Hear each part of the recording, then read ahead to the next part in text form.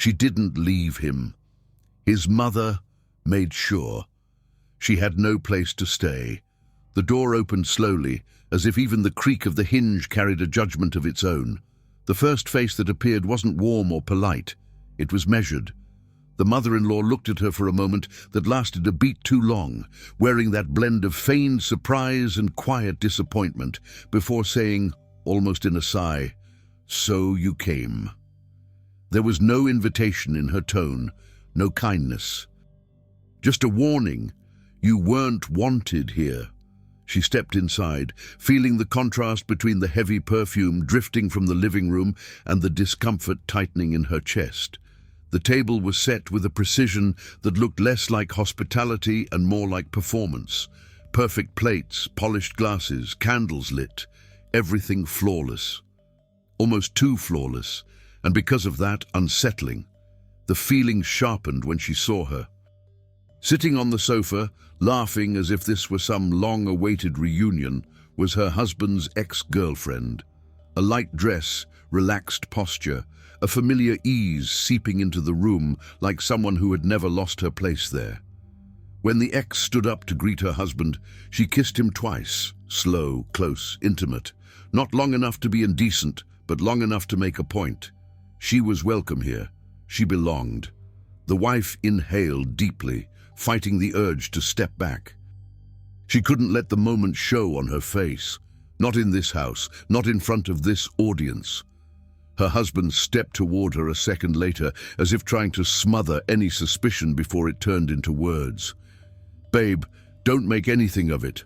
My mom invited her because they're old friends. It's nothing." He spoke too quickly, too softly, without meeting her eyes, like someone trying to put out a fire before the flames got high enough for anyone else to see. But the fire was already there. Quiet, controlled, burning slow. The mother-in-law approached with a smile that never reached her eyes. "Some people have been part of the family for many years," she said lightly. "You can't just erase certain ties." The sentence hit the floor between them like a glass shattering. The air grew heavier, as if the entire room sensed the tension and leaned in to watch. Conversations softened, eyes darted away, people pretended not to notice anything, while the ex moved through the space with the ease of someone reclaiming her territory. Then, in the corner of the room, she saw someone watching everything without even trying to hide it. Leonardo. Her husband's brother wasn't smiling, wasn't pretending. His eyes followed every word, every gesture, every strategic sting from his mother, every detail that needed no subtitles to be understood.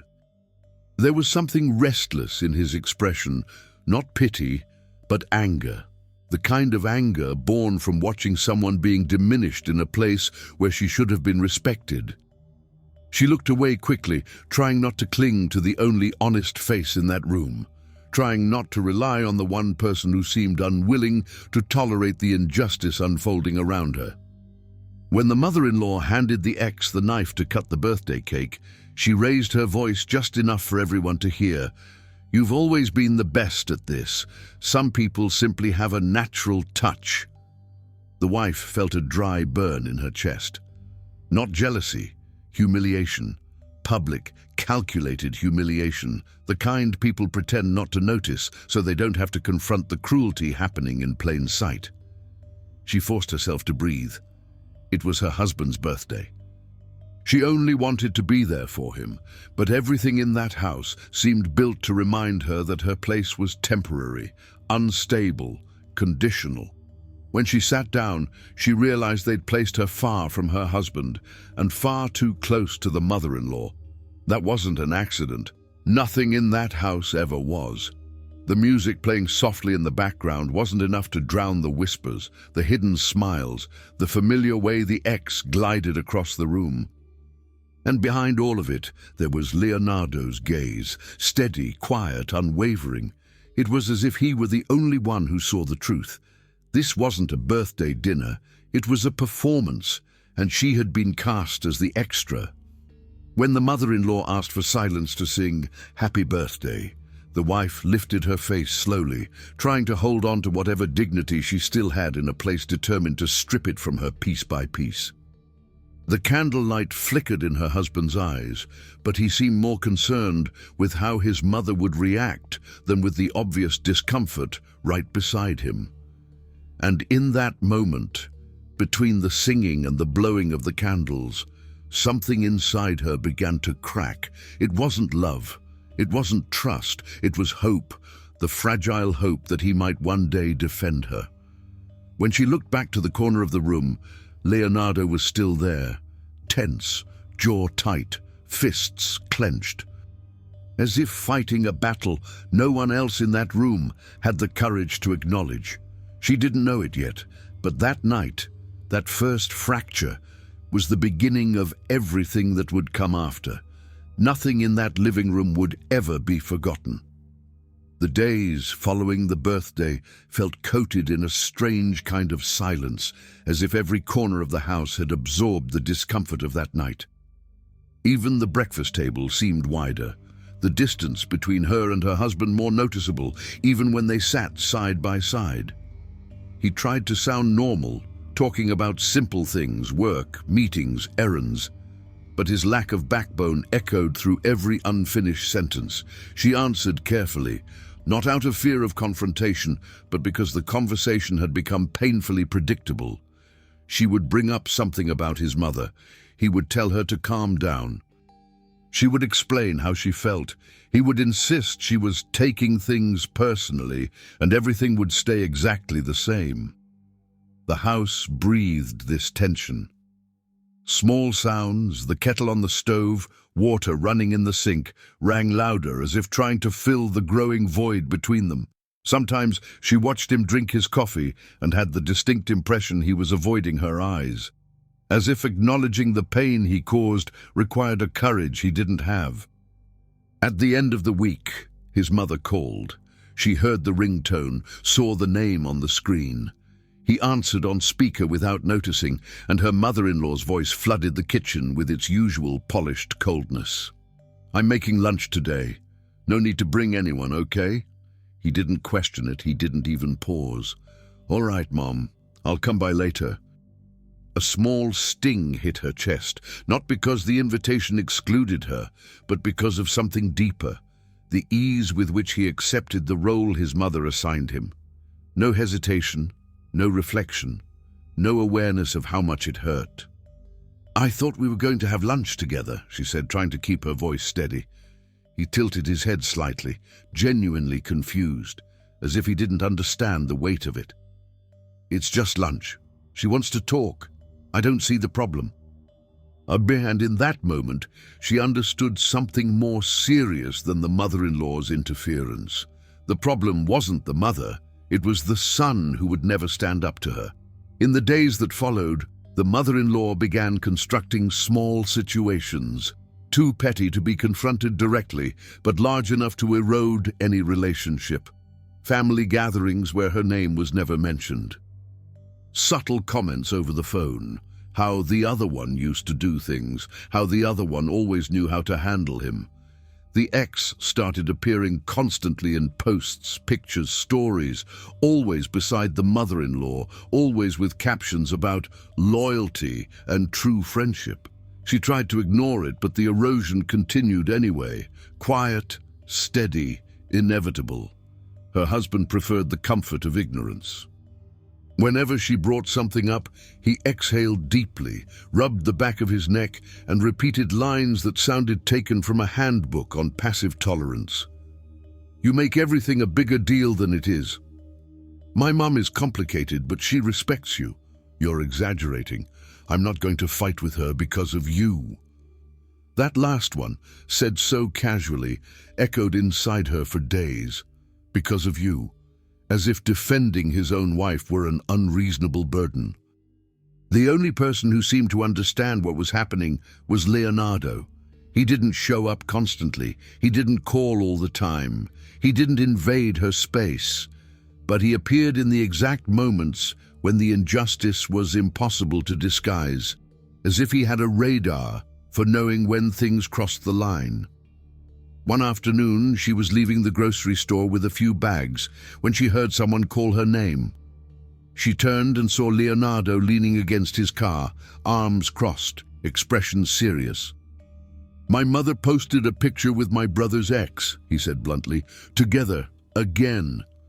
She was silent for a few seconds. "I already expected that." Leonardo exhaled, eyes fixed on hers. "You shouldn't expect it. You shouldn't tolerate it. This isn't normal." His words hit deeper than she expected, not because of their meaning, she already knew that, but because of the way he said them. Firm, honest, clear. It was the first time someone in that family said out loud what she had spent months trying to make her husband see.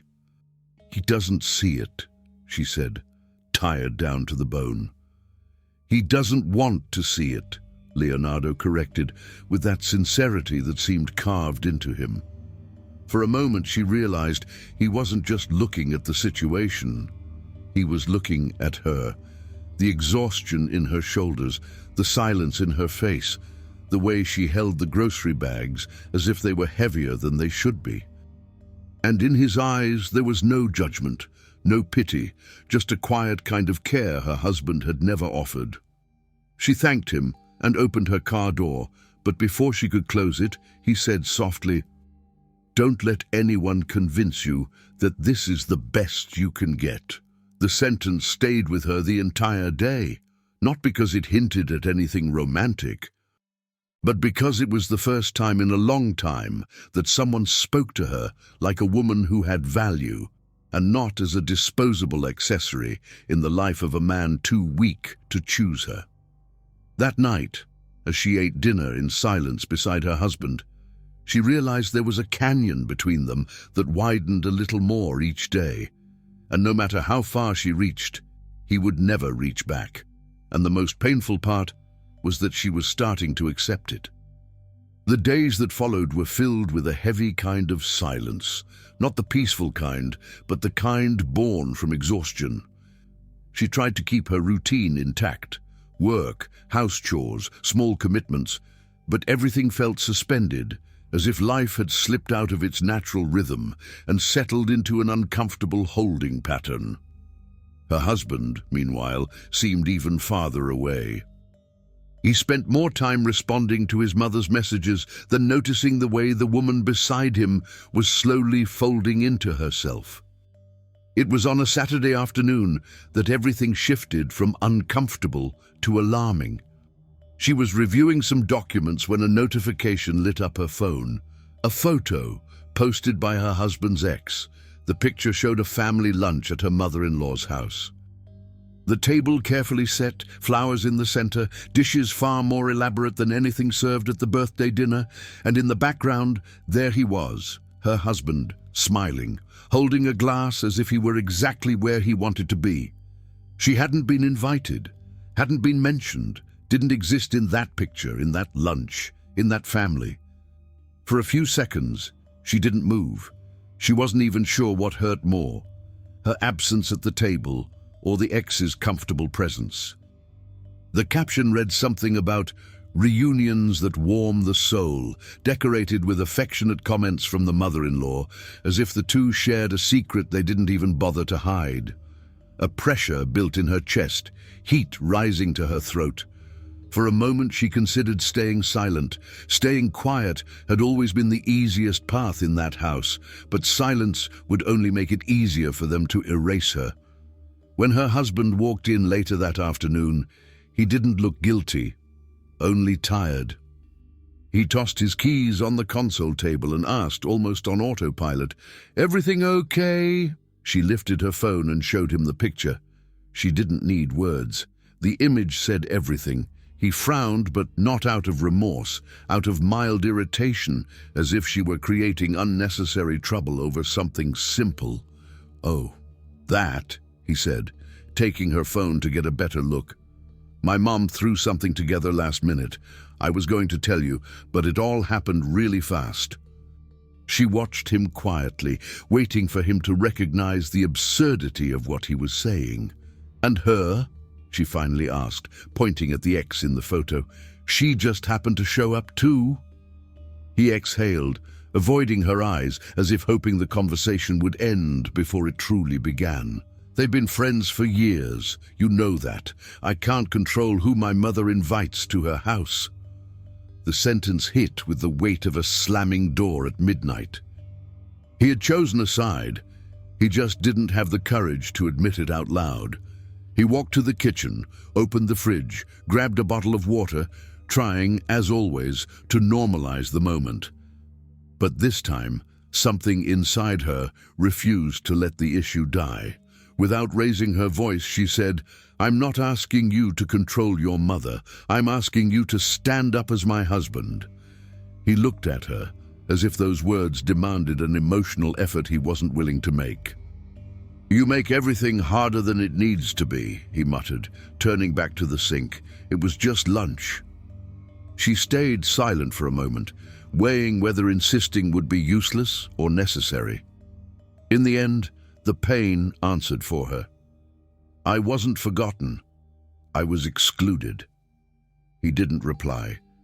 He simply stood there, leaning on the counter, breathing heavily, offering no explanation, no apology, no empathy. It was the kind of silence that didn't soothe, it cut. That night, she barely slept. The empty space beside her in bed felt larger than the bed itself, and for the first time, she wondered if the issue wasn't the mother-in-law, but the man who had never learned to stand on his own. The next morning, an unexpected call came through. Leonardo. His voice was deep, tense, as if he'd rehearsed every word before dialing. "I need to tell you something," he said without softening, "and I think you deserve to hear it." Her heart sped up, not because of the news, but because of the way he always spoke to her, with respect, honesty, and a seriousness no one else in that family possessed. "That lunch yesterday, it wasn't last minute," he continued. "My mother asked them not to invite you." She tightened her grip on the phone, afraid her breath might betray the pain rising in her chest. "And there's more," Leonardo added, his voice dropping even lower. "She invited my brother's ex personally. Told her she missed having her around, said some people should never have left." There was no theatrical weight in his words, no embellishment, and that made it hurt more. She closed her eyes for a moment as the truth settled over her like an open wound. "I thought you should hear this from someone who won't lie to you," Leonardo finished gently, an honesty that almost stung. She thanked him softly, hung up, and sat on the edge of the bed as the ground shifted beneath her feet. This wasn't irritation, wasn't rivalry, wasn't difficult personalities. It was deliberate, consistent, planned, a quiet expulsion.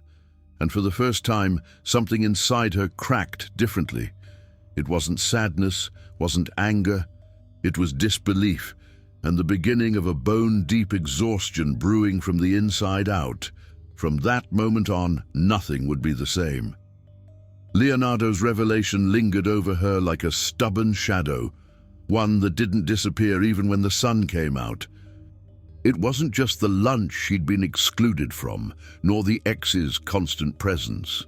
It was the confirmation that there was a silent strategy unfolding, stitched together by a mother-in-law who genuinely believed it was her right to decide her son's future, and who belonged in it. In the days that followed, the atmosphere at home grew even more strained. There were no arguments, no raised voices. What happened was subtler and far crueler. Her husband moved around the house as if walking on broken glass, terrified that any step might trigger a discussion he wanted to avoid at all costs. And by desperately avoiding any conflict, he made something else heartbreakingly clear. He would rather sacrifice the marriage than confront his mother. She tried to stay lucid, but the daily disappointments accumulated.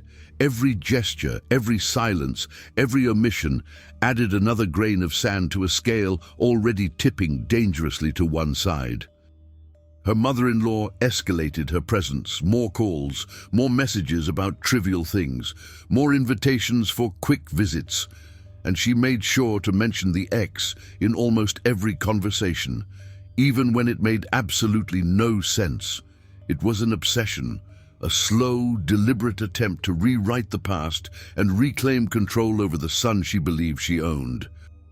During one of those calls, her mother-in-law said, with that deceptively sweet tone that always concealed a needle, "The other one always knew how to deal with him. You seem too tired for that."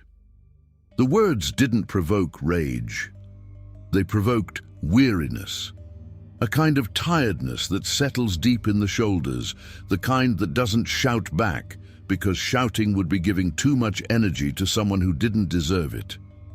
When her husband learned of the comment, he simply shook his head as if dealing with a misbehaving child, not a destructive adult. "My mom says stupid things when she's upset. Don't take it seriously," he muttered while putting dishes away. She watched him, waiting for even the slightest sign of loyalty, of genuine concern. But the only thing visible was his determination to keep his world untouched. It was easier for him to pretend she was exaggerating than to admit he was still tied to a cord he never had the courage to cut.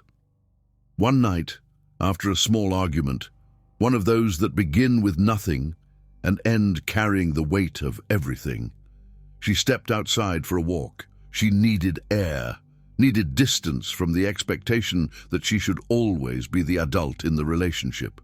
She walked several blocks, letting the cold evening air soothe the tightness in her chest. She wasn't angry.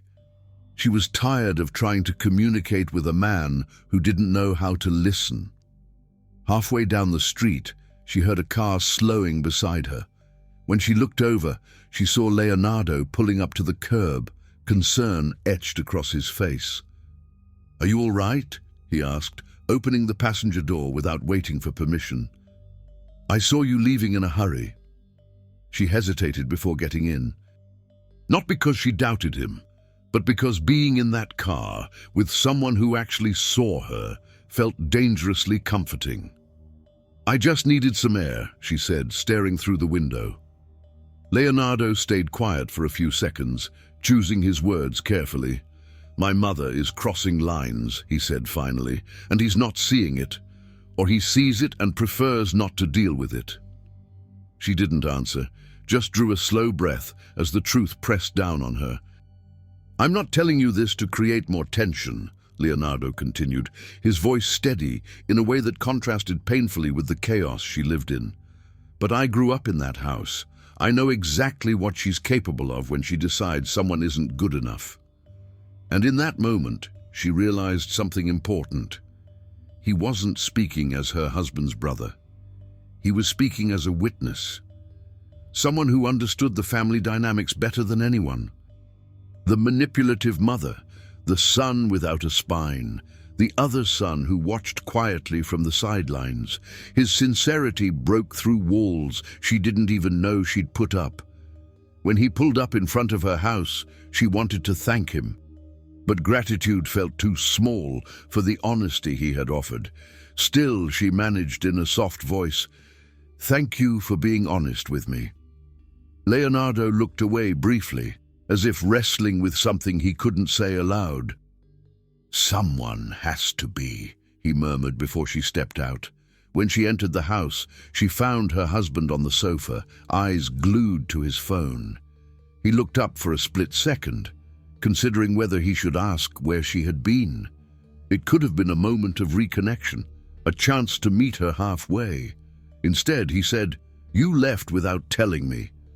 Not concern, not affection, just control. And in that moment, she realized something devastating. Every time she returned home, she returned a little less. As if part of her chose to remain outside, refusing to hand over what little dignity she had left to someone who didn't know what to do with it. The spiral continued. Slow, quiet, and now inevitable. Sunday morning arrived with a harsh kind of brightness, the kind that exposes everything a person tries to hide inside themselves.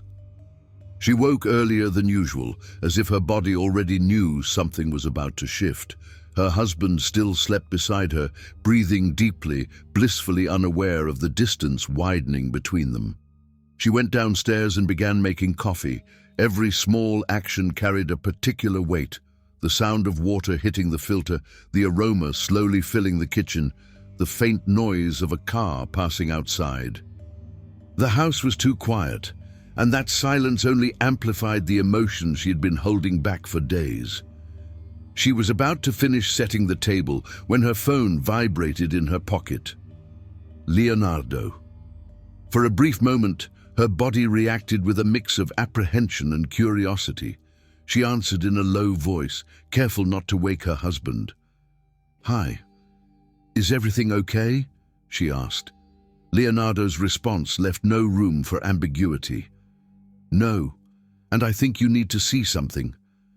His tone wasn't dramatic, but it carried a restrained urgency, the kind of urgency someone uses when they know the truth will hurt, but hiding it would hurt even more. He asked her to come to their mother's garage, where he was waiting. She hesitated.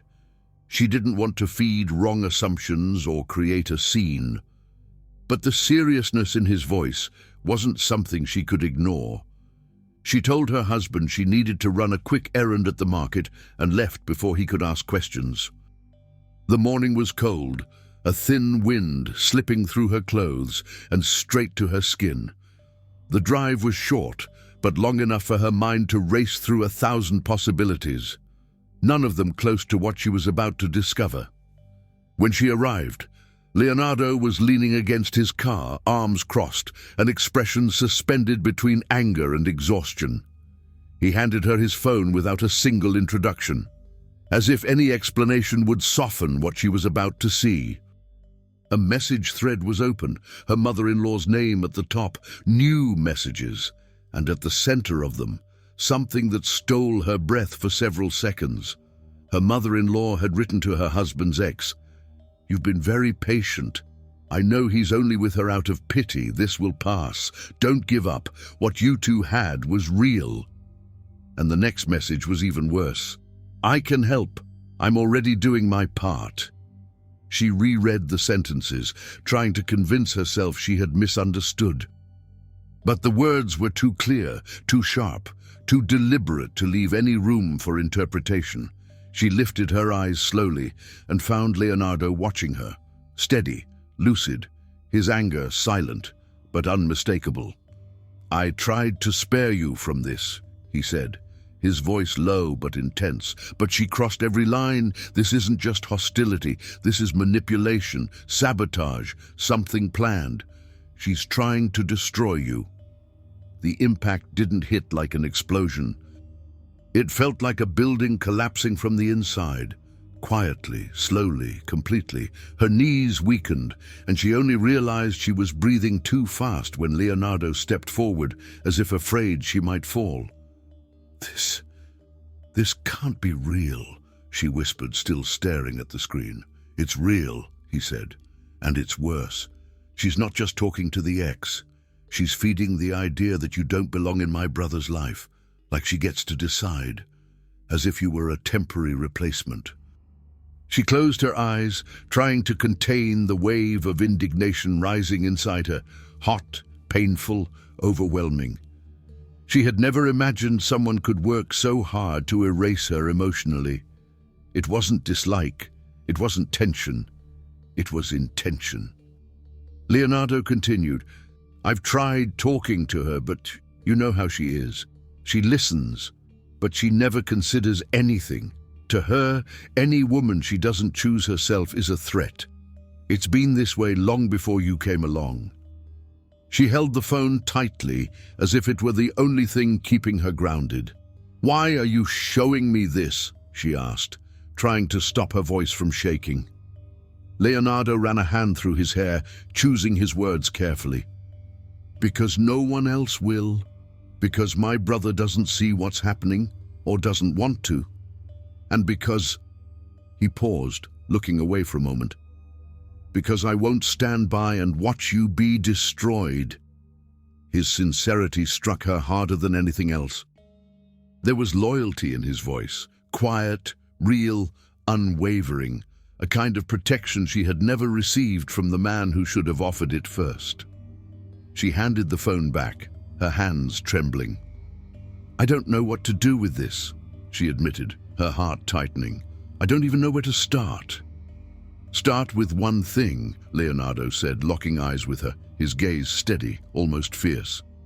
"This isn't your fault. This isn't something you caused. This isn't because you failed. It's because she needs to control his life, and because you're the first woman who truly threatens that control." She didn't respond.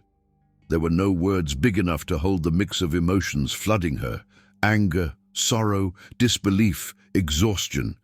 It was as if everything she had been suppressing for months converged on a single breaking point. Leonardo stepped back, giving her space.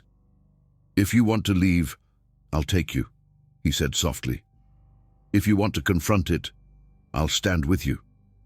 But pretending this isn't happening, that won't protect you." She looked toward the house, toward the shadows stretching across the driveway, toward the heavy silence surrounding them. And something inside her shifted permanently. It wasn't the end. Not yet. But it was the beginning of a decision she knew she would eventually make. And for the first time in a very long time, she didn't feel alone at the thought. The days after discovering the messages created a strange atmosphere inside the house. Not loud, not explosive, but heavy. The kind of weight that settles in the air and makes even breathing feel like an effort. She didn't tell her husband what she had seen, not out of fear but out of clarity, a bitter understanding that he would find a way to shrink even that into something insignificant.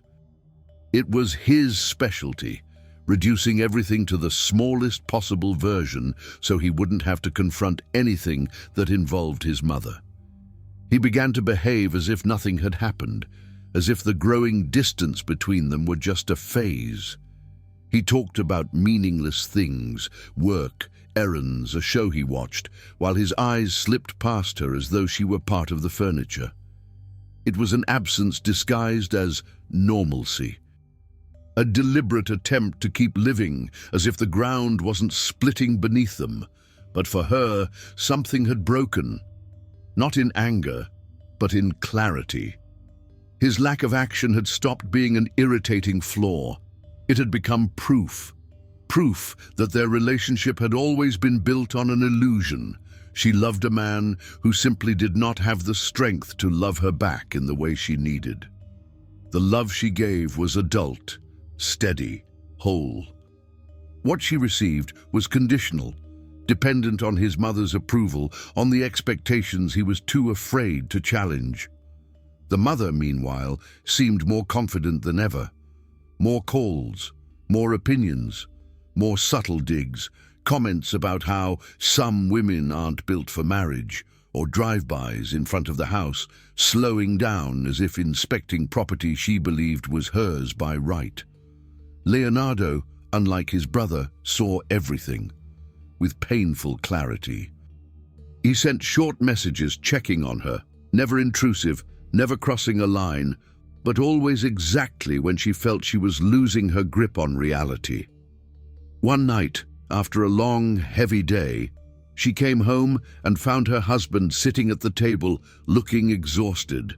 For the first time in days, he tried to start a real conversation. "You're acting strange with me," he said, as if making some profound discovery. She sat down slowly, studying the man she once believed she could build a life with, and realizing with quiet bitterness that love alone wasn't enough to save them. "I'm tired," she said, no raised voice, no drama, just truth. "Tired of feeling like I'm alone here." He exhaled, bracing his arms on the table, and then said the sentence that sealed their fate. "My mother would never do anything against you without a reason." The silence that followed was long, devastating, final. She looked at him, and in that moment understood something painful. She was trying to save something he had already given up on, not out of cruelty, but out of a profound emotional immaturity he couldn't even recognize in himself. They slept apart that night, not by decision, but because their bodies had already begun to withdraw from one another, like strangers sharing a house they no longer belonged to. The next morning, Leonardo showed up at her door without warning. He wore a grave yet calm expression, the look of someone who knows exactly where they're standing.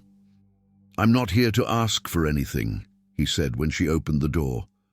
"I just wanted you to know that whatever you decide, I'm on your side." She wondered how two people from the same family could be so different. One wouldn't lift a finger to protect her. The other held up what she could no longer carry. For the first time, she realized she wasn't losing a marriage. She had simply tried to build a future with someone who didn't know how to be present. The decision wasn't made yet, but the path had already begun to form. And once the heart understands something like that, there is no returning. The days that followed carried a strange feeling of suspension, as if time moved forward, but life remained trapped in the same place.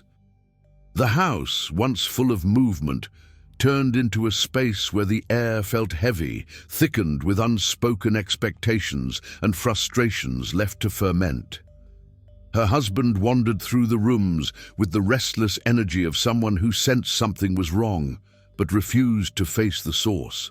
Every step, every glance, every half-hearted attempt at conversation revealed the same truth. He feared the confrontation more than he feared losing her. She, on the other hand, had stopped trying to hide her exhaustion. There was no strength left for appearances. Her tired eyes said what her voice no longer had the energy to express. Her mother-in-law, sensing that vulnerability, intensified her intrusion. More calls, more unsolicited advice, more cutting comments about how some women aren't strong enough for a real marriage. It wasn't concern. It was the final touch of someone who believed she was about to regain full control. One particularly silent night, her husband entered the bedroom and sat on the edge of the bed. The lamplight illuminated only half of his face, casting shadows that revealed his own internal confusion.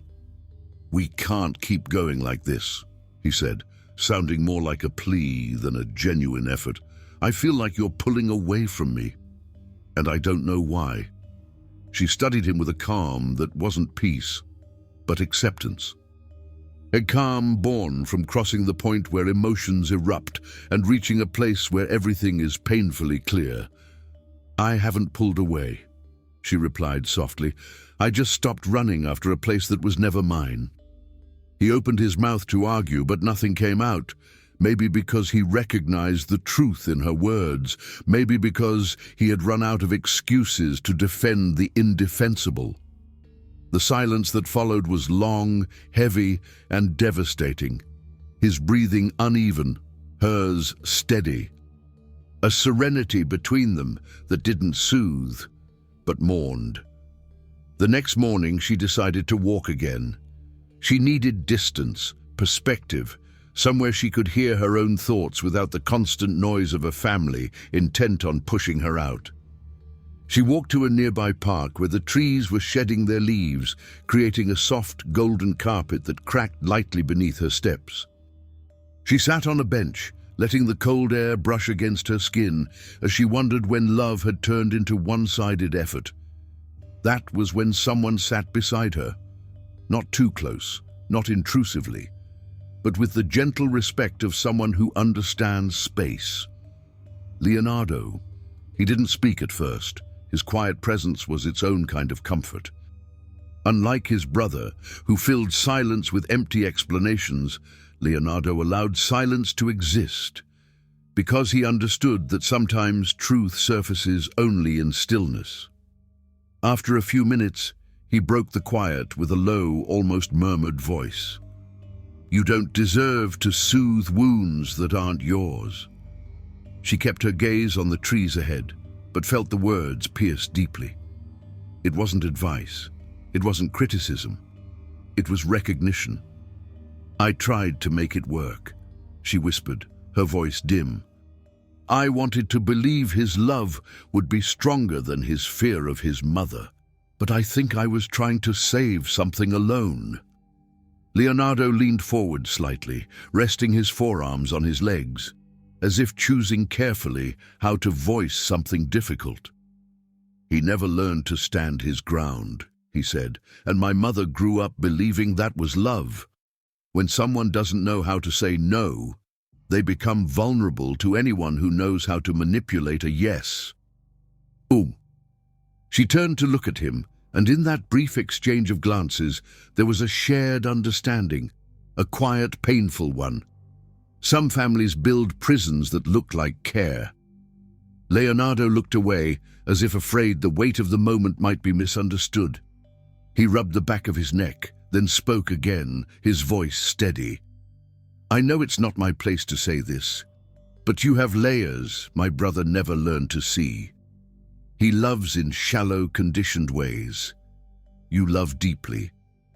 And that scares people who aren't ready for it." She couldn't respond. There was too much truth in his words, and hearing them spoken so gently unsettled the pieces she had been trying to keep in place. Leonardo stood up slowly, as if trying to prevent the conversation from crossing boundaries he sensed instinctively. Before taking a few steps to leave, he said, "When everything gets this quiet, it's because something is about to break. I just want you to know that when it does, you won't be alone." He walked away, leaving her with thoughts that began to clear the fog she had been living in for months. For the first time in a long time, she saw the true outline of her life. And the feeling that filled her chest wasn't fear. It was the first spark of liberation. The tension that had been building for weeks reached its breaking point on a Saturday afternoon that began like any other. Her husband had left early to help his mother with a few things, and she stayed home trying to distract herself with small tasks. But every motion felt hollow. She no longer believed she was in a relationship. She felt like she was in a quiet war she fought alone, where love had become a series of silent sacrifices. Her phone vibrated insistently. His mother's name lit up the screen. She didn't answer. She let it ring until the silence returned, but a strange intuition settled over her, not fear of displeasing anyone, but the unmistakable sense that another line had been crossed. Minutes later, she heard a key turning in the door. It wasn't her husband. The aggressive shove that followed told her exactly who it was. When she reached the living room, she found her mother-in-law rummaging through drawers, shuffling through papers, opening boxes with the entitlement of someone walking through her own home. No apology, no explanation, just ownership, pure, absolute, and delusional. Her heart pounded not with fear, but with a deep, righteous indignation finally finding space to rise. "What are you doing here?" she asked, her voice firm and controlled. Her mother-in-law didn't bother turning around immediately. She kept rummaging as if being questioned were beneath her. "I'm looking for my things," she said with disdain. "Your husband told me some of my belongings were here. I don't need your permission." The lie was so transparent it was almost laughable. Nothing in that house belonged to her mother-in-law. Nothing ever had. Then the older woman finally turned, fixing her with a look carrying years of unresolved resentment. And with a tone sharpened by resentment, she delivered the sentence she had likely rehearsed for years. "You think you own something that's not yours. He has always been mine. You're temporary." The room seemed to shrink, as if the house itself recoiled from the venom in the air. She took a few seconds before responding, not because she lacked words, but because she wanted her reply to carry the truth she had avoided acknowledging for too long. "I never tried to take him from you," she said quietly, with a cold clarity. "The problem is, he never wanted to step away." Her mother-in-law lifted her chin, a triumphant glimmer in her eyes, as if she had finally dragged her son's wife into the battle she'd been preparing for since day one. Before another word could be spoken, the front door opened abruptly. Her husband rushed inside, breathing hard, as if he'd run. His expression changed instantly when he saw the scene. His mother standing in the middle of the room, his wife facing her, the heavy silence ready to detonate. "What's going on here?" he demanded, looking between the two women. His mother stepped forward, effortlessly slipping into her role of wounded victim. "I only came to get my things," she said, placing a hand dramatically on her chest. "And she attacked me." He didn't look at his mother with suspicion. He didn't question the absurdity. He looked at his wife, and in that single look she received the answer she had been avoiding for months. He would always believe his mother, always, no matter the truth. She tried to speak, tried to explain the invasion, the open drawers, the cruel comments, but he raised a hand to silence her. "You need to stop creating problems," he said, exhausted, almost paternal. "My mother hasn't done anything to you." Something irreversible cracked inside her. It wasn't just the humiliation of being disbelieved in the face of obvious abuse. It was the collapse of the last illusion between them. The recognition that she would never have, in that man, the partner she once believed she'd chosen. She breathed deeply, gathering the little dignity left after so many wounds. "If everything she does is acceptable to you," she said, her voice steady, "then I truly don't belong in this house." Without waiting for a response, she walked to the entry table, pulled open a drawer, and took her keychain. She removed the house key, placed it gently on the wooden surface. The sound of metal hitting wood echoed like a sentence being passed. "I'm not going to compete with your mother," she said, "and I'm done begging for a place you never tried to build with me." Her mother-in-law smiled, a small, victorious curve of the lips. But her husband didn't smile. His breath caught in his throat, as if he were only now realizing what was happening. Before he could speak, there was movement at the doorway. Leonardo. He stepped inside with sharp, angry eyes and a posture that carried more courage than anyone else in that house. He took in the scene, a proud mother, a frozen son, a wife holding a key she no longer wanted. And he understood everything without needing a single explanation. "You just lost the best woman you'll ever know," Leonardo said to his brother, with a cold, steady intensity he had never used before. Their mother tried to intervene, but he continued, "And you lost her because you're a coward, because you're too afraid to disappoint someone who never let you live your own life." Her husband stood motionless, caught between defending his mother and watching the woman he loved walk away. No words came, no gesture was enough. She stepped past Leonardo. He moved aside immediately, granting her space, not touching her, not speaking, because he understood this moment belonged to her, not him. When the door closed behind her, it made no dramatic sound, just silence. And for the first time, that silence didn't feel threatening. It felt like freedom. The days after she left that house didn't come with the force of an explosion, but with the steady pull of a tide finally receding after years of crashing against the same shore. She didn't cry the way she thought she would. There was no emotional collapse, no uncontrollable grief. What she felt was something else. A deep exhaustion mixed with a quiet kind of relief, like teaching her body how to breathe again without pain. The place she moved into was smaller, but soft light filtered through the windows in a way that made everything feel more possible. The mornings were quiet in a way that didn't suffocate. They were quiet because they belonged only to her. No accusatory phone calls, no veiled comments, no constant shadow watching her every move. For the first time in a long time, she existed in a space that didn't demand explanations. Her husband tried calling a few times, long messages, promising change, insisting everything could be fixed if she just came back. But she read each word with the clarity of someone who had walked through a door that allowed no return. Love was never supposed to demand humiliation. And she had already been diminished enough. His mother, however, never called, never texted. For someone who believed she had won, there was no reason to revisit the topic. But fate, quiet, precise, always deliberate, had plans of its own. One afternoon, as she left the grocery store carrying a few bags, she saw a car parked nearby. Leonardo was leaning against the door, watching her the way someone watches a moment unfold before deciding how to step into it. He didn't smile right away. He didn't rush toward her. He didn't perform anything grand. He simply lifted his chin in a small greeting. The kind that recognizes a reunion deserves respect. She walked toward him slowly, uncertain of what to expect.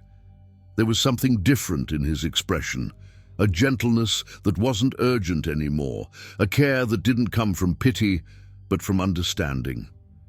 "I heard you moved," he said quietly, almost hesitant. "I wanted to stop by, to see if you needed anything." She noticed the effort he made to keep his distance, not physically but emotionally, and something about that touched her deeply. Not everyone arrives to take something from us. Some arrive to return what the world has taken. "I'm okay," she said, and for the first time in months, the words were true. Leonardo studied her for a few seconds, as if trying to see whether the pain was still on the surface or had already begun to settle somewhere softer. "If you want company," he started, then paused, careful, restrained, as if refusing to turn the moment into something inappropriate. She smiled, a small, quiet smile, tinged with the serenity that had slowly begun growing inside her. It wasn't an invitation, nor a beginning, just the opening of a door she hadn't realized existed. "I can walk for a bit," she said. "I have time today." They walked side by side without hurry, two people moving with the same rhythm without needing to coordinate it. The conversation flowed easily, light, human, present, free of tension, free of the weight of his family. They didn't speak of the past. They spoke of simple things, everyday things, and somehow that simplicity made everything deeper. When they reached the park, the sky was shifting, bathing the trees in warm amber tones. She looked at the path ahead, and something in her breathing changed. Not relief, possibility. The possibility of a life not built on constant resistance, but on reciprocity. Leonardo stopped and looked at her. No urgency, no expectations, just presence. "You look better," he said softly. She nodded. "I'm learning how to stay," she replied. "Not where people want me to be, but where I can exist." A comfortable silence settled between them, the kind that only happens where there is safety. Then Leonardo looked toward the horizon and said, "Sometimes we spend so long trying to be chosen by the wrong place that we forget to notice the person who was standing beside us the entire time." His words landed with quiet precision, but she didn't rush to respond. The moment didn't ask for declarations. It asked for understanding. She drew a slow, steady breath. "I don't know what the future looks like," she said, "but I know I'm never going back to who I was in that house." Leonardo's smile was almost invisible, but genuine, the kind of smile that comes from recognizing the beginning of something fragile and real. They kept walking, and she realized the weight she had carried for so long had started to lift. Not because someone had taken it from her, but because now she knew where she was going. And as the sun disappeared behind the trees and the breeze shifted, she understood something that once terrified her. Sometimes love doesn't come from grand gestures or perfect promises. Sometimes love is born from the only gaze that never tried to break her. And that simple, quiet awareness was the beginning she deserved. Have you ever dealt with a mother-in-law capable of destroying a relationship without saying a single word? Share your story in the comments. I'm listening.